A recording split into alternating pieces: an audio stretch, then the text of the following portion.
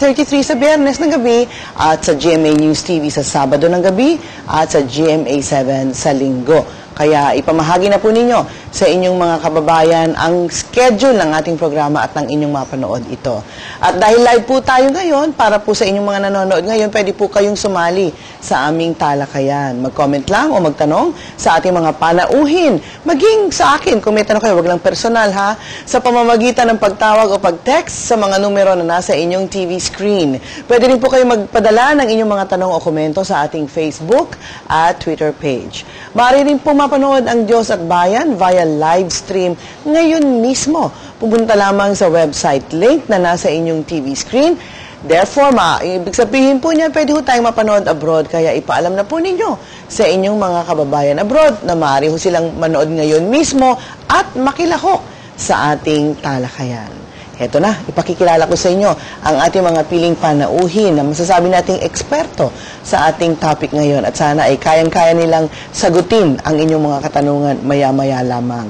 Gusto kong unang ipakilala sa inyo ang hepe ng Land Geological Survey Division ng Mines and Geoscience Bureau ng Department of Environment and Natural Resources.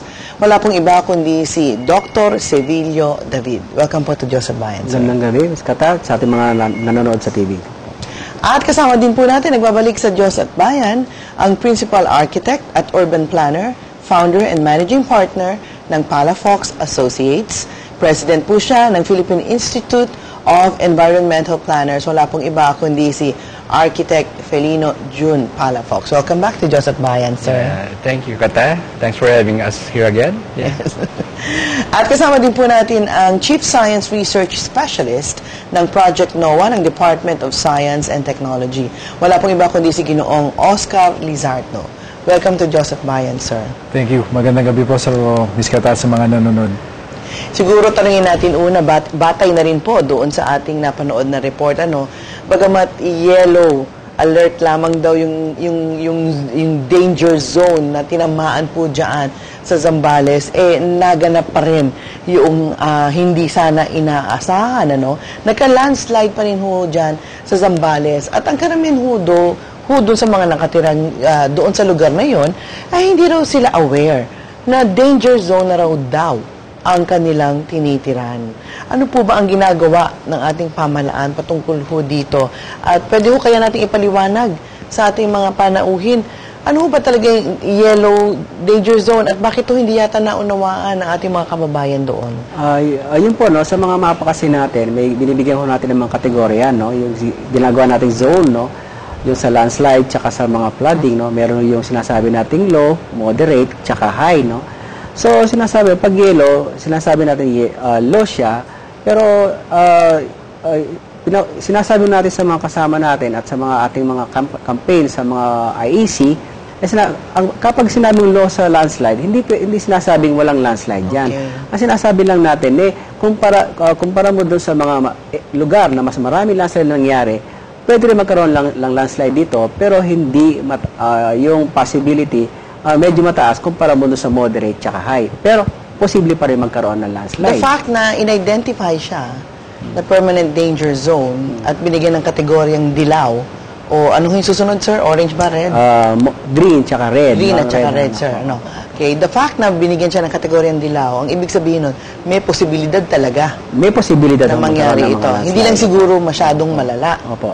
Kumpara doon sa mga moderate tsaka high po. Kung high pa pala, baka maubos mas mataas ang posibilidad na magka-landslide, lalo na ngayon, sa nagkaraang mga 5 hanggang 10 taon, dahil sa pagbabago ng klima, lumalakas yung mga pag-ulan at pagbagyo natin, na sinasabi, baka yung mga dilaw, baka tumataas na rin ang posibilidad na magkaroon ng landslide kasi nga po, dahil sa pagbabago ng klima. Nabanggit po ninyo yan, dahil nga ho nagbabago, hindi ho kaya dapat itaas na rin. May mga lugar na dapat na rin bisitahin ninyo muli at itaas po yung danger level. Kasama po yan, kasi kasama po yan sa ginagawa natin ngayon. Kasi ang ginagawa ng Mines and Geoscience Bureau ngayon, nagkakaroon tayo ng mas masusing pag-aaral. Kasi sinasabi nga natin, natapos ho namin yung noong 2010, yung 1:50,000 scale na mapping namin. Ngayon po gumagawa tayo ng mas masusing pag-aaral doon sa mga lugar na lalo na yung mga madalas magkaroon ng mga landslide o mga flooding po. Ito pong insidente po sa Zambales, nasa listahan po ito, ano ho? Ayun nga po, na-identify ng Kawag, Barangay Kawag, may mga lugar po dyan nagkakaroon ng pagguho ng Ang lupa. tanong lang nga ho, bakit itong mga taon, kababayan natin, parang hindi sinusunod ho yung mga ganong babala? At patuloy pa rin ho silang nakikipagsapalaran sa kanilang buhay. Baka dahil sa pag-iisip na, yellow lang naman low chance, kaya lalong lumalakas ang loob nila. Yun po, isa po yun, no? Yung akala na porke yelo, hindi na mangyayari, no? Pero sinasabi natin, pwede pa rin mangyari yan, no? Ang isa pa ho is, ang isang posibleng dahilan is, dahil hindi pa nila naranasan. Kasi kung minsan, mga kasama natin, hanggat hindi nararanasan, hindi nangyayari sa lugar, akala nila, hindi na mangyayari. Tanungin ko lang si Architect Palafox, dahil kayo po, alam ko lahat ho ng ginawa ninyong mga building at mga syudad o komunidad, hindi ho binabaha. Parang you make sure that they're not in danger. So siguro ho, or in a dangerous area, and even if they're in a dangerous area, you do something to make sure that it's not dangerous. Saan ho pumapasok ho, sir, dito yung kahalagahan ho ng urban planning po sa ating pamahalaan?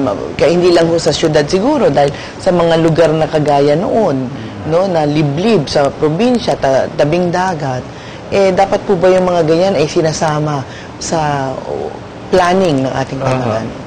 Dapat sa urban planning, even sa architecture at saka engineering, halimbawang low to moderate, yung type of construction dapat i-consider din. Dapat siguro, if you have to build there, mas malakas yung slope protection mo, yung pundasyon ng struktura mo, at saka the way you build the architecture of the house. Isang halimbawa na from our ancestors, Ifugao rice terraces. Yung ginawa nila is a kind of a slope protection na minimize yung danger for landslides. And then may ginawa kami recently na we got a citation from Berlin. Yung plano namin yung San Juan City. Yes. Kasi ginawa namin doon land use zoning, disaster preparedness, and mobility. And yung plano namin sa San Juan na recognize ng German government as a smart city of the future. Kung sundan yung plano namin, unang ginawa namin kasi binabahang San Juan, flood zoning overlay map. So yung flood map in-overlay sa zoning, iba yung zoning at building code nung binabaha. And then by adaptation also, kasi Metro Manila meron na raw master plan for flood control and drainage. Good news. The bad news is 2035 pa matatapos. Naku po. So may proposal tayo na adaptive architecture, adaptive engineering. So habang di pa tapos yung mitigation measures ng gobyerno, every year may baha tayo. So may mga proposal tayo na adaptive architecture, floating houses on stilts, elevated walkways, interconnected, para maski baha, people can still go around. Even elevated monorails to interconnect with the LRT para maski baha, tuloy pa rin ang activities. So, through urban planning, architecture, engineering, pwedeng i-address lang. So, yung mga, fortunately, all the projects we work on, hindi binabaha. Ayala Labang, Ayala Heights, Rockwell, Cebu Business Park. Kasi may pera po yan. Proper design po. Proper design, proper planning, and proper implementation. Kasi may pera naman ng gobyerno. May pera ng gobyerno. Ilang billion yung, another topic na siguro yan. Halimbawa lang, yung mga tall buildings na na-design natin, we feel na baka yung Philippine Building Code natin, Philippine Structural Code, may not be adequate. Kasi ginagawa namin parang performance-based standards, hinihiram natin yung structural code, building code ng similarly situated countries. Like, we are earthquake zone number 4, so we refer to the building code of California, Japan, Taiwan, and Chile. Kasi our codes are not updated. Sir, nabanggit ho ninyo ang San Juan. Bakit ho San Juan ang napili ninyo na parang inyong sample city? We were hired by the San Juan local government to do land use and zoning. Okay. But we went beyond that. Land use, zoning, density, disaster preparedness, and mobility, transportation. And it caught the attention of Germany. So I was just in Berlin lecturing smart cities of the future to the Germans, and the case study was our plan for San Juan. Kasi ang San Juan, we go with the mayor, vice mayor, councilors. They seem to be open for progressive, innovative ideas. And it should not just be good governance. Good planning and good governance should go together. Naku, sana po yung masimulan sa San Juan at madala ho May spillover sa iba. sa iba-iba pong mga syudad at munisipalidad. Ano ho? Marami rin ngayon, as na-interview rin ako isang na we have 1,600 LGUs. I think 10% of them are very good. Okay. The 90% can be better. Babalikan ko yung issue ng LGUs dahil mukhang marami dito sa karamihan dito sa mga issues na ito ay dapat sila itumutugon. Sinubukan nating mag-imbita mula sa Department of Local Governments pero hindi yata sila available. Halimbawa yung yellow yellow sign niya, it should not have stopped there. Yes. Dapat may zoning ng local government. Okay. Na following their warning, there should have been adaptation and mitigation. So there's no such thing? Hindi natuloy sa siguro. Hindi pa po? Yun nga po, di pa, kailangan ma-integrate nga doon sa Ma-integrate sa planning and zoning. Zoning ng And mga lokal building na code. pamahalaan. Mahirap po bang gawin yun? Ba't hindi ko gawin na natin ngayon? Kasi sometimes in government, with all due respect, and I'm sorry I have to tell this, sometimes government agencies and the various hierarchies of government, they operate like vertical elevators without the floors. They don't communicate. Okay. Nako. Mahirap yung ganyang mga territorial. Let me just move on now to Mr. Lizardo ng Project NOAA ng Department of Science and Technology. Kumusta na ho ang progress ng Project NOAA? I know it's a new project but kailangan ho yata natin sa panahon ngayon. We just turned 1 year old on Yes. July 6, 2013. So, yung patuloy pa po yung mga paggawa natin ng mga bagong proyekto. Ang pinakabago po ngayon is yung tinatawag nating storm surge mapping. So, ang ginagawa po nito is meron tayong flood mapping, meron tayong landslide mapping, at dahil nga po Philippines, I think, has one of the longest coastlines in the world. So, maganda din na ma-map mo yung yung ma-identify, ma-assess kung hanggang saan yung posibleng pag-storm surge sa isang coastal area. So that's the newest project that we have now. And I think almost complete na yung pagkuha ng data sa 18 major river basins all over the Philippines using LiDAR. Para sa hindi po nakakalam yung LiDAR, ito po yung technology na ginagamit natin ngayon para po makagawa tayo ng mas accurate pa na hazard maps, no? Na hanggang down to the barangay level, makikita nila yung extent ng flooding, extent ng landslides, and extent ng storm surges. So, yan, nandiyan pa tayo ngayon at patuloy po natin pinag-aaralan kung ano pang pwedeng gawin natin. Not just for prevention and mitigation, but also for preparedness as well. Yan, maganda yan. Nabagit yung prevention tsaka preparedness. How prepared are we actually in preventing those accidents? The plans and policies are very good. Mapagmamayabang natin sa buong mundo.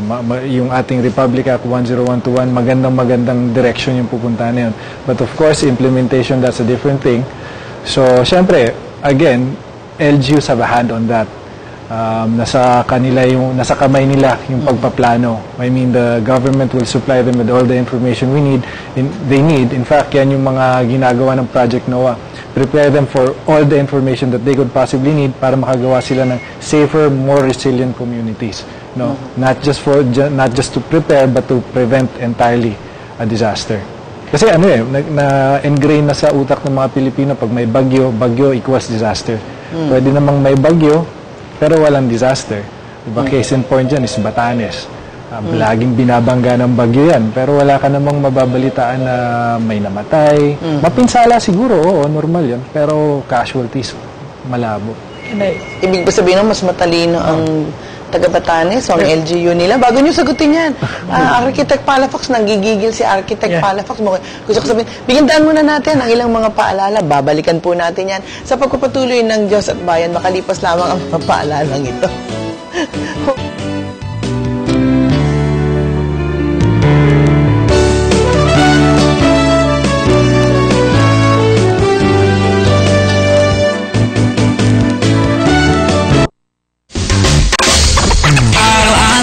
nandiyan sila, bahagi ng ating buhay. Kahit mag-ibata, kahit magbingi-bingihan, kasama ka, kaisa ka, may pakialam ka.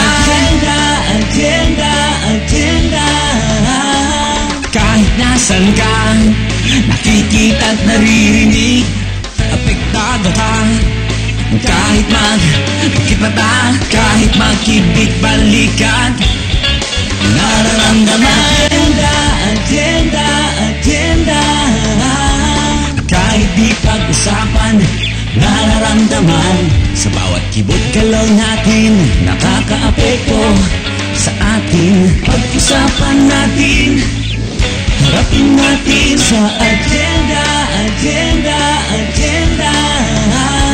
Kasama ka, kaisa ka, may pakialam ka. Kahit saan ka lumingon, may isyung nakakaapekto sa iyo. Kaya dapat pag-usapan. Dahil lahat ng issue, kasama ka, kaisa ka, may pakialam ka.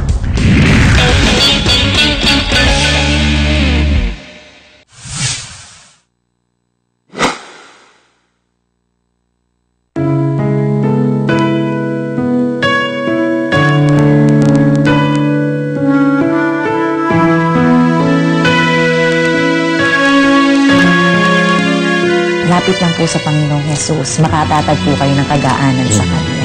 Sino man ang nasa mabigat na kalagayan, iabot niyo po ang inyong kamay. Kung kami man ay napapagal at nabibigat ang lubha, lumapit kami sa inyo, kami bibigyan niyo ng kapahingahan.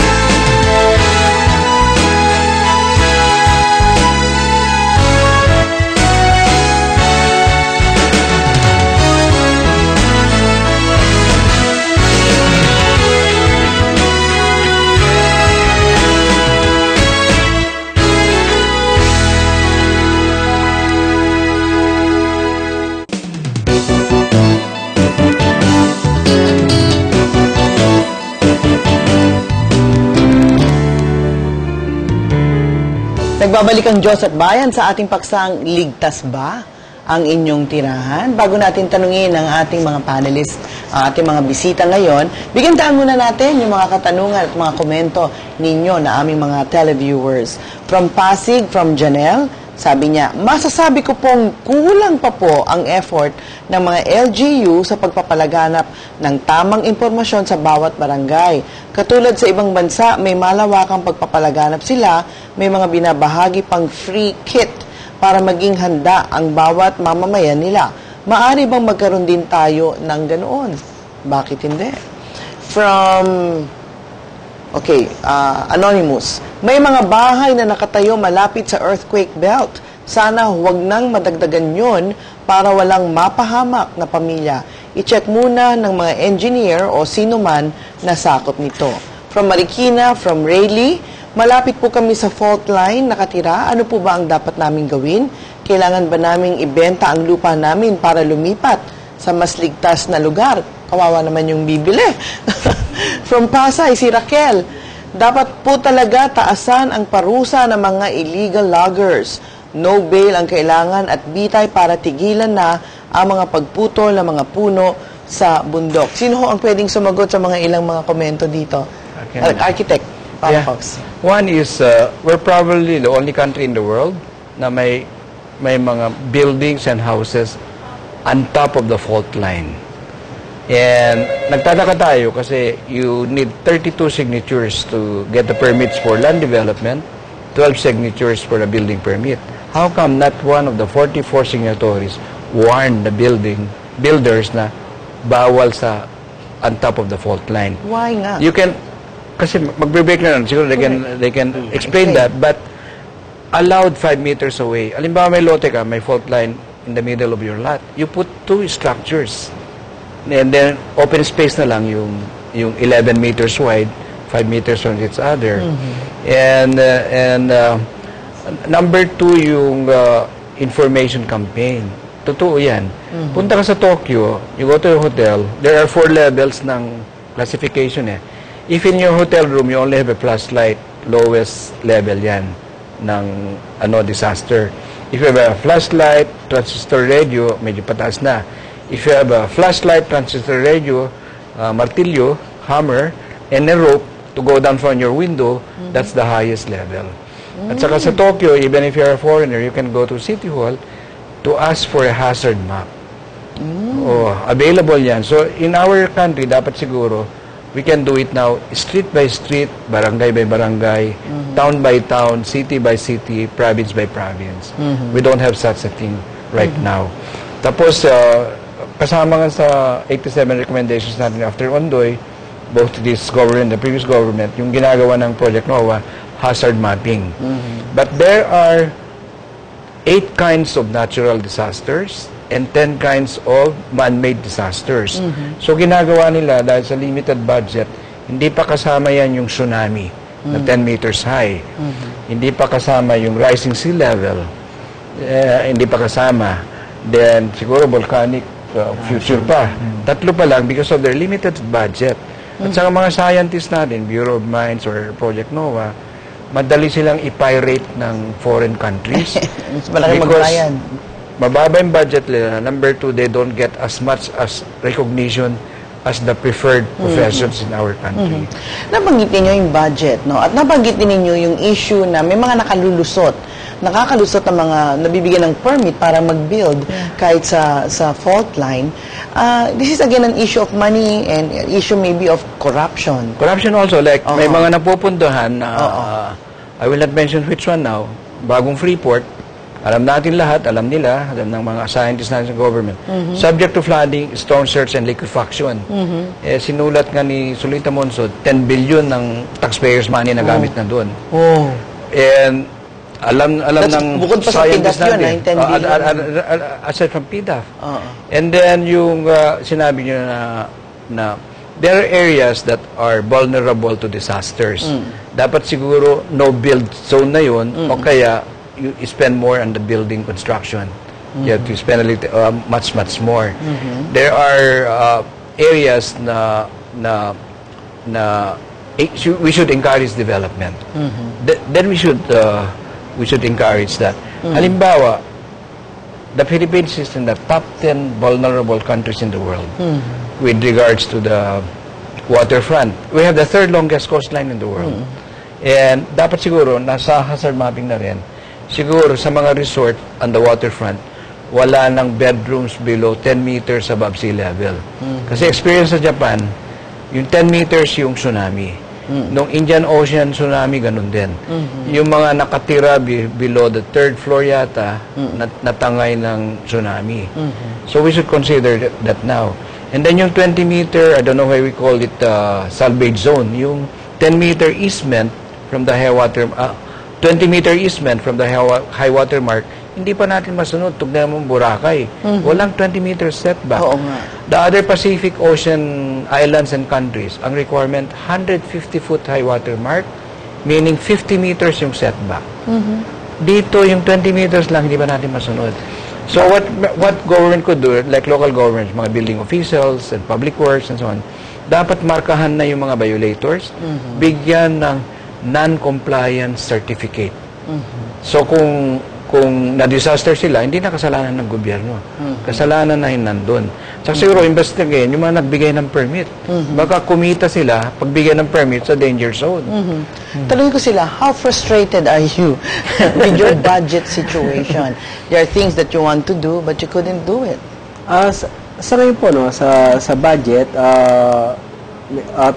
sa amin naman, no, sa MGB, tama naman. Problema ho namin kasi ngayon yung mga tao natin. Kulang no? sa tao. Kulang kami sa tao, no? Kasi yung nga po, marami kaming kasama na napupunta na sa private sector. So, sa ngayon po, siguro mahigit kalahati, no, ng mga technical natin, na yung mga geologists natin sa Mines Geoscience Bureau. Dati siguro mga 160 kami, ngayon no, halos mga 80 na lang kami, no? So marami kami mga tao. So nagkukulang kami sa tao. Eh lalo pa ngayon, lalo dumarami, no? Dumarami yung mga insidente, mga natural hazards, eh mas kailangan natin ng mga tao. Kaya lang po, medyo kinukulang talaga tayo at lumilipat po sila sa mga private sector. Dapat yata yung PDAP, diniretso na lang sa kanila. Yung PDAF, sobra-sobra na siguro yun. Kung na-address yung rekomendasyon natin after Ondoy. Isa pa, if I may share, ano, Yes. naging resource speaker sa Mumbai, India. There was a conference on remaking of Mumbai. And in that conference, 32,000 buildings of Mumbai are vulnerable to disasters. And India's democracy is as chaotic as ours, but there was a political will to demolish the 32,000 buildings subject to disaster and build more permanent structures. Wow. So, demokrasya nila kasing gulo natin, pero may political will. Oo, correct. Ay, nako, I want to live to see that day na mangyayari yan sa ating bansa. No? Tanungin ko lang si Mr. Lizardo, no? Kasi kayo ay DOST, Opo. no? But how scientific and how techy are you? That's a good question. Ano kami? In terms of technology, we use the best technology, I think. LiDAR, ano yan? That's one of the best technologies around for mapping. No, even we also use satellite images. And not only that, pati yung we have the best scientists as well in this project. Buti nga hindi pa nagsisialisan yung mga yun. Kasi geology is a field that is very, how should I say it? In other words, you are encouraged, you are optimistic. At kaya ikaw mukhang bata ka pa at sabi mo hindi pa nag-aalisan mga kasama mo. Hindi pa. I guess it's optimism on their part. Isa pa is maganda yung leadership namin. Very inspirational at sa palagay namin ang ginagawa namin ay ikabubuti din ng bayan natin. So siguro yun yung pinaka-reward dun. Tsaka in terms of funding yun, kagaya ng MGB, hindi naman kami lugi. Maganda din naman yung funding namin. But do we have enough equipment actually to forecast, to predict? I know earthquakes have been a problem. I mean, hindi ma-predict ang earthquakes. Ngayon, at least yung ating ulan, kaya nga we have Project NOAA, medyo napipredict na natin na maayos yung ulan, maging yung level o taas ng pagbaha dahil sa sukat ng ulan, ay medyo na-forecast na natin yan. Pero earthquake, malabo po ba yan? Earthquake, I don't think there's any available technology or science out there that could, tama ba ako? Wala atang... Sa earthquake naman, ang is, yung awareness na pwedeng mangyari yan anytime. No? Kasi kung nag-identify ka, sabi nga ni Architect Palafox kanina, kung may fault line ka dyan, dapat hindi, maglagay ka ng buffer zone. No? Nagre-recommend naman ng Philippine Institute of Volcanology natin na 5 meters ang buffer zone mo dyan. So, dapat, kung in that area, dapat di ka muna, medyo i-restrict na natin ang pagbibildo sa area na yon. So, in connection to the question kanina, yung sabi nasa fault line sila, bibenta na lang daw ba niya yung lupa niya? Siguro bago bumili ng lupa, inaalam mo rin kung nasa fault line yung ano mo. Yung mga plano namin, I will not mention the master plan community nga.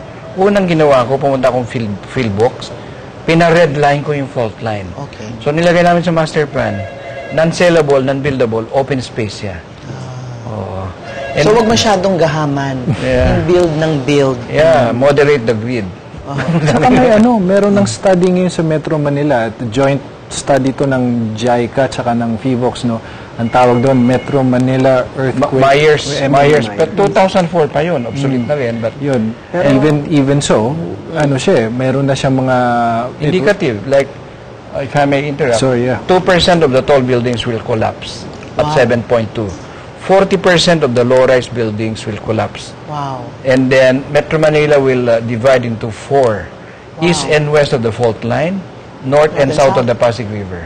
Wow. So with that, information, 2004 pa, anong ginagawa ng gobyerno? At least command post for evacuation on these 4 zones. What will they do if most of the bridges and Pasig River will collapse? All the telecommunications lines, ano yung emergency preparedness natin? Then with all due respect also, maybe in absolute terms, we seem to be okay na. Pero in relative terms, other countries in the world, yung information na disaster, 3-dimensional na. Building information modeling and so on. Dito, 2D pa rin tayo. 2-dimensional. So if we can have all these technologies, iba is 5-dimensional na eh. It's two 3-dimensional perspectives, tapos may cost and time input doon. So, 5D na sila. Pero kaya po ba natin gawin yan? Kayo po, I'm sure kaya. Kaya po natin. Kasi may mga natulungan na ako na I've done work in 38 countries. I see. And not all of them are very wealthy countries. Like Sudan, may nagawa na ako sa Khartoum. And I got information, 500-year history ng flooding and typhoon. Tayo, yung 100-year history, ngayon lang sinisimulan, design ng flood control and drainage natin.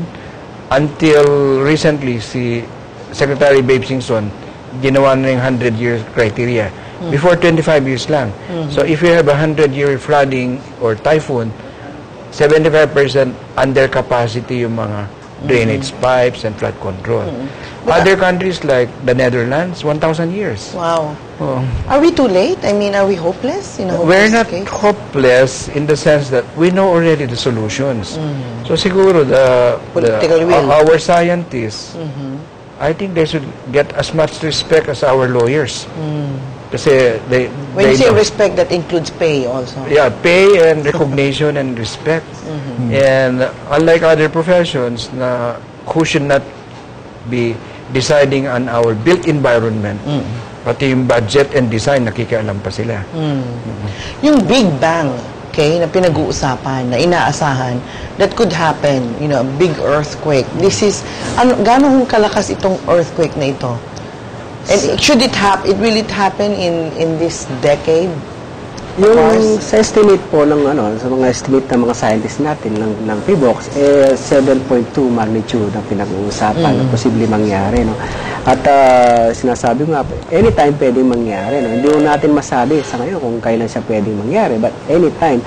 Pero importante yung prepared, no. Prepared ho yung community natin para kung kailan mangyari yan, nakahanda yung mga komunidad natin. At saka ngayon po, nagkakaroon na ng may kakaroon na kaming yung PHIVOLCS po na may collaboration ngayon under the READY project. Nagkakaroon po na mas masusing pag-aaral din ng Metro Manila, no, including yung mapping ng mga active faults sa Metro Manila, no, sa West Valley Fault.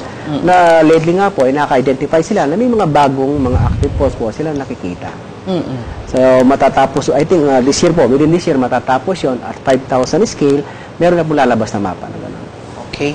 Siguro gusto kong balikan yung nabanggit mo kanina, no? Bakit Batanes, ano?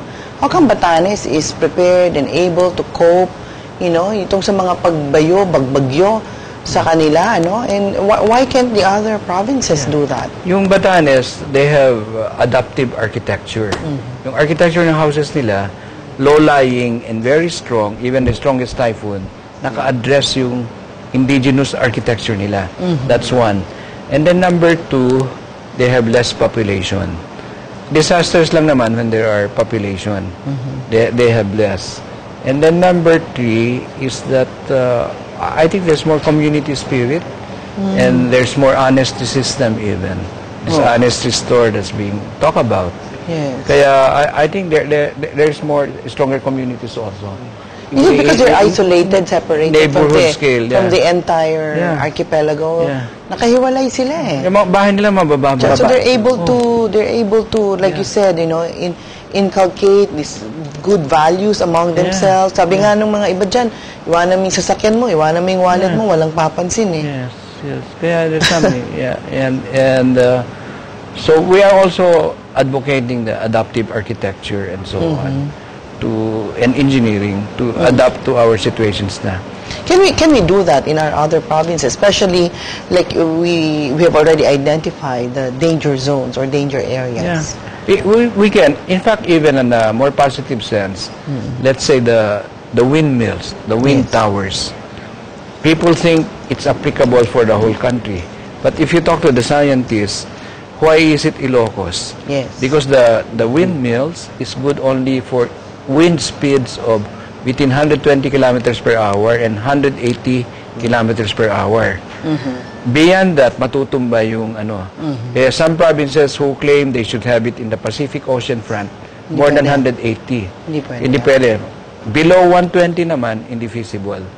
So we have such information. The same way, we should do that in terms of disaster preparedness. And as I said, I think Project NOAA should have more budget to address the other, there are 18 disasters.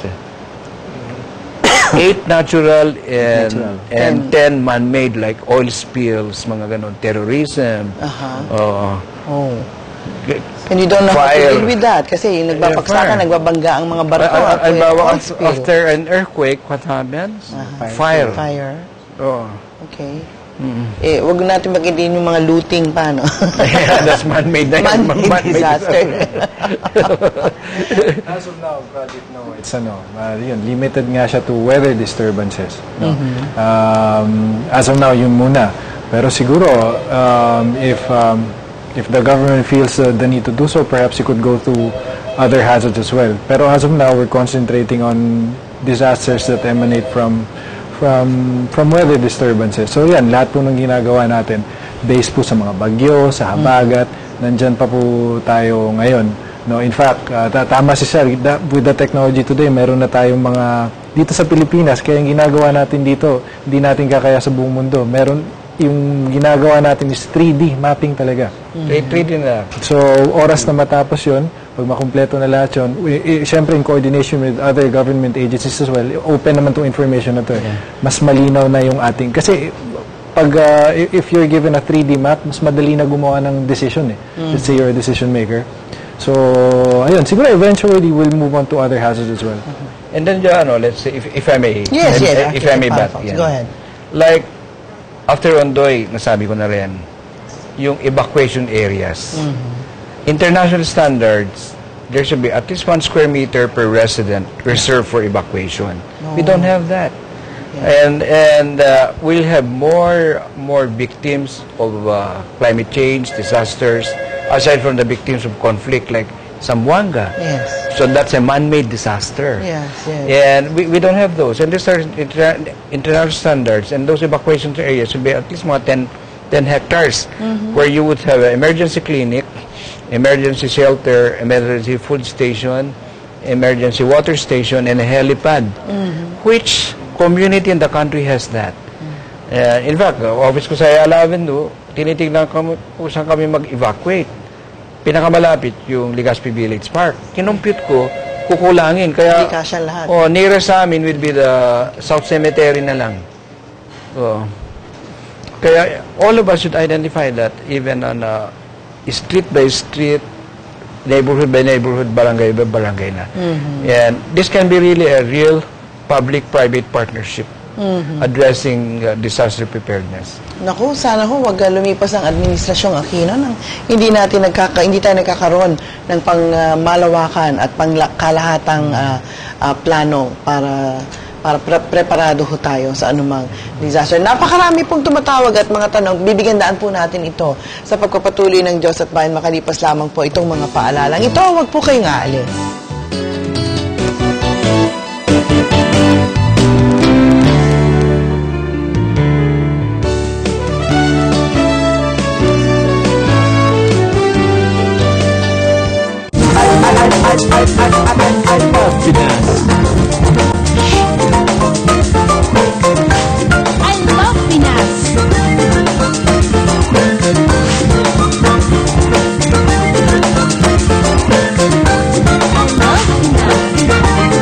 Ako po si Carlo Lorenzo. Mabuhay! I love Pinas. Ang Biblia po ang susi ng isang masaya, mapayapa at matagumpay na buhay. Ang Biblia ay tinaguri ang love letter ng ating Panginoon. Nadinig ko po na sa silong ng langit ang inyong pangalan lamang ang tanging kaparaanan upang ako ay maligtas. Light up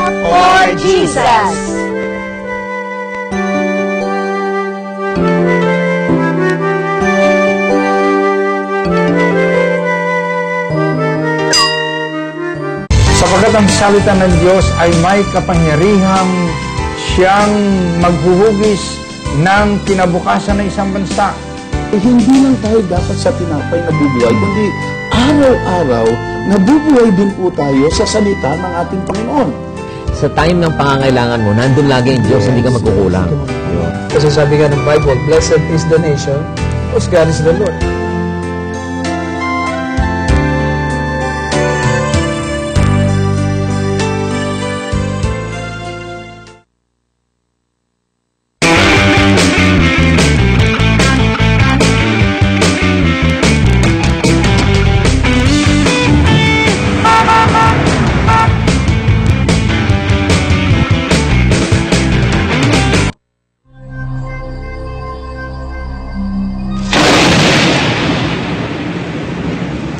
Kaya kanyang i-push through sa kahit anong situation. Nakita ko na may silbi mo.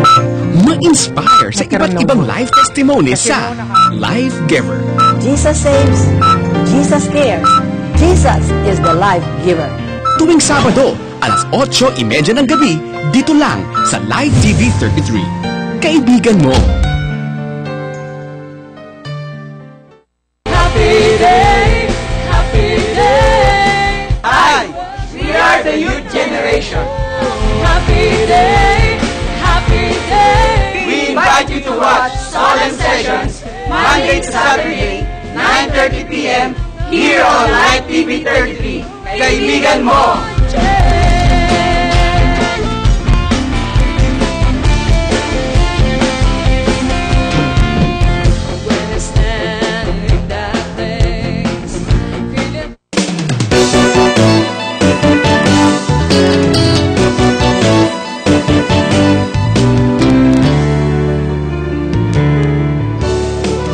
Nagbabalik ang Diyos at bayan sa ating paksang, ligtas ba ang tirahan ninyo? Nabanggit nyo kanina, Architect Palafox, dahil bagamat may evacuation plan and program ng pamalaan, problema pa rin yung kondisyon ng mga relocation sites, evacuation sites. Doon naman nagkakaroon ng panibagong disaster.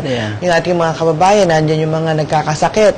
Ito ang huling balita, may bata pang na-rape mismo doon sa mga, kasi sama-sama doon sa mga evacuation center. Sana naman medyo maayos-ayos po natin yung mga ganyang sitwasyon. Bigyan daan natin ang inyong mga komento at katanungan from Parañaque, from Roger. To maintain ecological balance and further lessen the hazard effects of disasters in our country, can we have seaweeds treatment plant? Sewage treatment plant. Okay po yan? Yeah. Seaweed treatment plant? Yeah, we should do that. We should do this? Yeah. But how does it work, Architect? Yung sewage treatment plant, kaya all the garbage goes to our rivers and lakes. Hindi na treat yung sewage coming from the flush toilets, for instance. Okay. So you should treat it and clean water will come out of it. Yeah. Okay. Alright. From Caloocan, si Joanna Mendoza, dapat parusahan ang mga ugat ng illegal loggers. Yung mga politikong pinapayagan ng illegal loggers na sirain ang mga puno at bundok. Correct. Dapat siguro bitay ibalik para dyan. From Daniel ng Bulacan, bakit po hindi hukayin ng ilog o palalimin pa para pag nagpakawalan ng ang dam, hindi bumabaha sa mga kabahayan? Yeah. Is it definitely, because the capacity of our rivers and lakes silted na sila. Okay. Like after Ondoy and Sabaga, thousands of cubic meters per second ang bumagsak na tubig. Capacity ng Pasig River lang 600 cubic meters per second. Kaya nababaha, ang laki-laking Is it part of the government plan? Isa po sa mga plano ng isang solusyon para babawasan ng effect ng flooding is yung i-dredge po talaga. Capacity problem.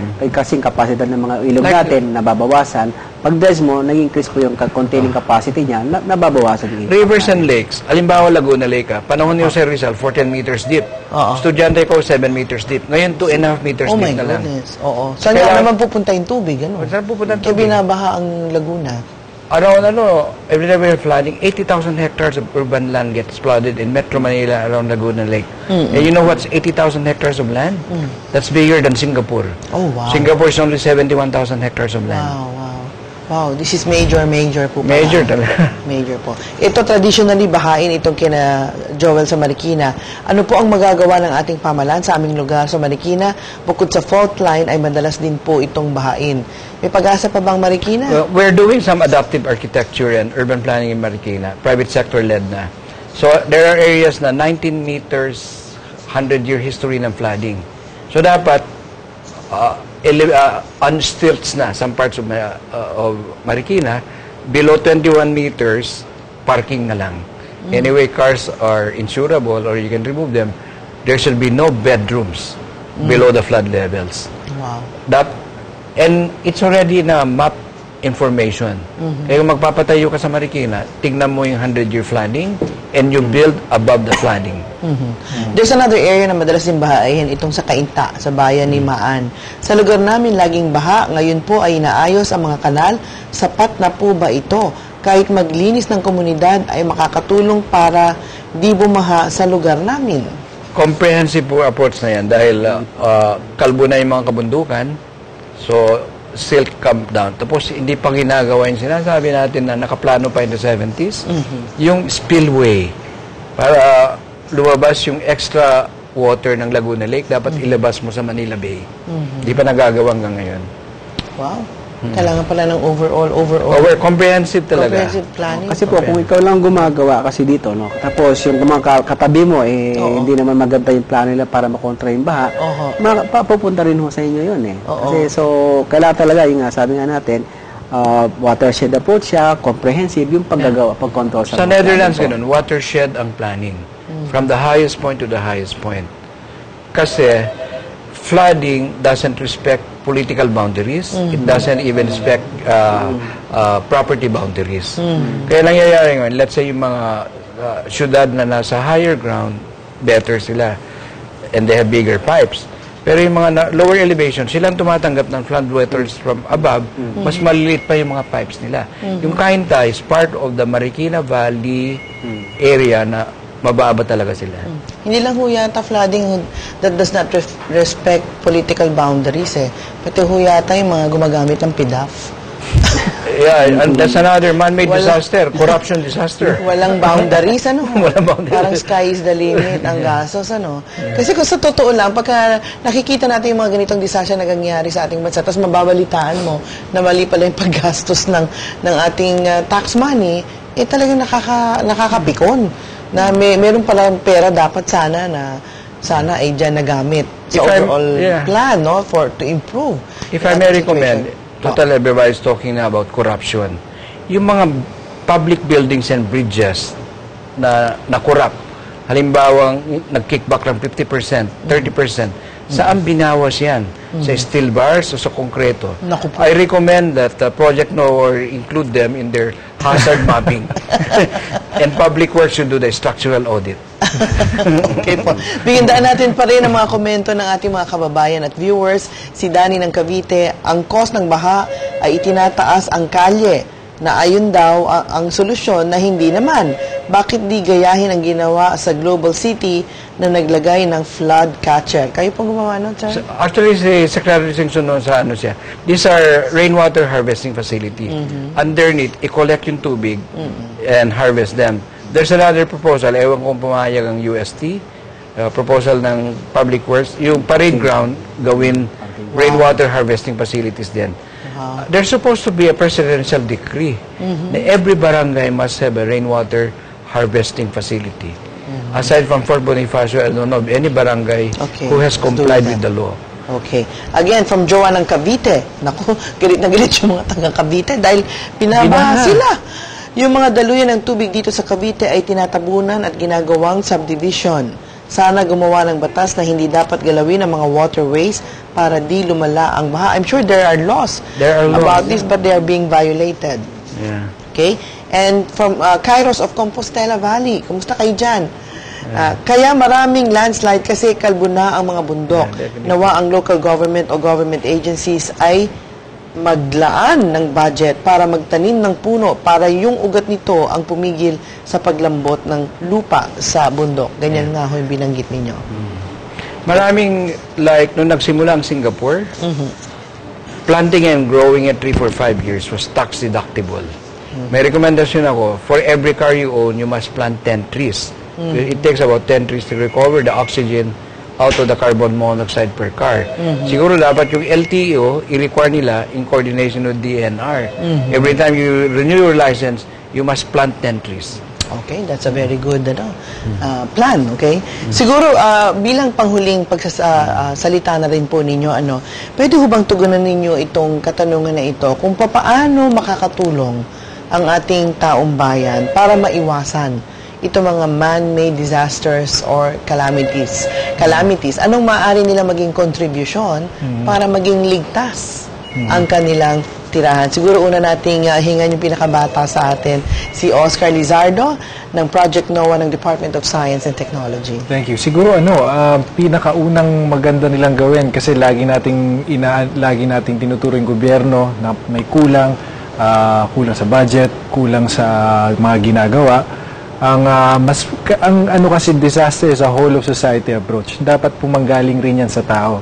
In fact, ang pangarap po namin hindi lang siguro sa amin sa Project NOAA, pati sa MGB at ang buong gobyerno na ginagawa namin itong mga hazard maps na ito, binibigay namin ito sa mga local governments. Gusto po namin yung tao mismo maghanap nun. Kagaya po ng sabi ni Architect Palafox na mismo yung mga sa Japan na pwede silang humingi sa kanilang local government. Yun po ang gusto namin mangyari. Na may educate yung mga tao na available na itong information na ito ngayon at pwede nilang hingiin to at sila mismo makakagawa ng desisyon on their own. Kung dapat ba sila tumira sa isang lugar, dapat ba nila ayusin yung structure ng bahay nila, dapat ba meron silang mga preparation for flooding or landslide. So ayun, ang tao mismo dapat nakakaalam kung anong dapat nilang gawin. At yun po ang advocacy namin lagi. Dapat po tugunan ng gobyerno, pero dapat po yung need manggaling sa kanila para po matugunan sila. Okay, thank you very much to you, Ginong Oscar Lizardo. Ngayon, age before beauty daw or according to age and beauty, kaya naguna tayo sa bata, doon sa mas bata palang konti uli. Kay Dr. David naman ng Lands Geological Survey Division ng Mines and Geoscience Bureau ng DNR. Ang Pilipinas po, masasabi natin na natural na talaga na maraming natural hazards tayo. No? Kasi yun po ang konfigurasyon ng Pilipinas na marami tayong natural hazards. No? 8 nga po ang nasasabi ni Architect. No? Mga weather-related tsaka mga earthquake-related hazards. No? So marami po yan. Ngayon, dahil sa sinasabi natin pagbabago ng klima, baka lalo tumaas ito. No? Ang posibilidad na tumaas ito. Nung dating sitwasyon, marami ng landslides. Ano mangyayari pag may pagbabago ng klima? Hindi, mas maraming landslides, mas malakas na mga pag-ulan. So, mag-expect ko tayo na maraming sakuna na pwede mangyari. No? So, kailangan ko natin talaga is ma-develop. No? Panahon na para ma-develop yung kultura nung disaster consciousness o disaster awareness na hanggang sa level ng komunidad, dapat malaman nila kung ano yung mga sakuna o anong mga natural hazards na pwede lang mangyari doon sa lugar nila. At ang mga impormasyon na yan, available na po sa mga ahensya ng gobyerno na ginagawa na po natin yan. Nandyan po, binibigay natin sa mga lokal na pamahalaan. So, kailangan po may paliwanag sa mga hanggang komunidad kung anong klaseng mga sakuna o babala ng mga natural hazards na to ang kanilang hinaharap. At dapat sundin nila. Pag sinabing evacuate. Pag namatigas ang ulo. Kung kailangan pong i-recommend natin na kailangan silang umalis doon, hindi pwedeng tumira doon, kailangan siguro pansinin yung mga rekomendasyon natin gano'n. At wag nang alisin yung mga tao doon sa sinasawag nating harmless way. No? Siguro dapat bigyan ng stiffer penalties to mga ito. Kasi bukod sa delikado sa buhay nila o delikado sa buhay ng kanilang pamilya, nagiging dagdag perwisyo at gastos pa sa pamahalaan, di po ba? Architect Palafox, the beauty and the best. Amen to both, no? We should follow all the recommendations. But maybe I wear the heart of a taxpayer. Lahat tayo taxpayer. Maski mahirap ka, lahat ng binibili mo may value-added tax. Okay. And with the current events now, front page news, corruption, I think we should all be whistleblowers. And I ask my colleagues in the built environment professions, architects, engineers, contractors, suppliers, pag may nalalaman kayo na corrupt yung project nyo, isumbong nyo na sa public works siguro para mabalikan bago mag-collapse yung public building, mag-collapse yung bridges. And ano pa ito nasa anti-corruption coalition tayo, and only 1% of us Filipinos are corrupt. But the 98.9% are cowards or don't care anymore. Now is the time for pagbabago. If we only have 10% courageous Filipinos to expose the corrupt, I think we can address corruption. And the three biggest challenges of our country right now is corruption, criminality, and climate change. If we can effectively address those three, I think we can be in the top 20 economies of the world and a safer country. Amen. Amen to all of what you have just said. Maraming pong salamat for joining us tonight and for enlightening our viewers tonight. Sa ganang akin naman po, gusto ko lang ho sanang i-recommend sa inyong mga manonood namin na dapat po, ang partisipasyon po siguro natin ay ito. Tayo po ay sumunod sa kautusan ng ating Panginoong Diyos patungkol ho kung paano tayo dapat mabuhay. Gusto kong ipaalala sa inyo yung kanyang sinabi sa Book of Numbers, chapter 35, verse 33 to 34. You shall not pollute the land which you live. You shall not defile the land in which you live, in which I also dwell. For I, the Lord, dwell among the Israelites. Sa Psalm chapter 8, verse 6 to 8, ito rin po ang sinabi ng ating Panginoong Diyos. You have given Him dominion over the works of your hands. You have put all things under His feet, all sheep and oxen, and also the beast of the field, the birds of the heavens, and the fish of the sea, whatever passes along the paths of the sea. Ang Panginoong Diyos po ang gumawa po ng lahat ng ating pwedeng ma-enjoy sa buhay na ito, pero binigay po niya sa atin ang responsibilidad para ito po ay alagaan at ating pong palaguin, at nang ito po ay para sa atin na rin pong ikabubuti. In other words, hindi po nagkulang ang ating Diyos para tayo po ay biyayaan, pero meron po tayong katungkulan at responsibilidad na pangalagaan po kung ano man po ang biyayang ibinigay sa atin ng ating Panginoong Diyos.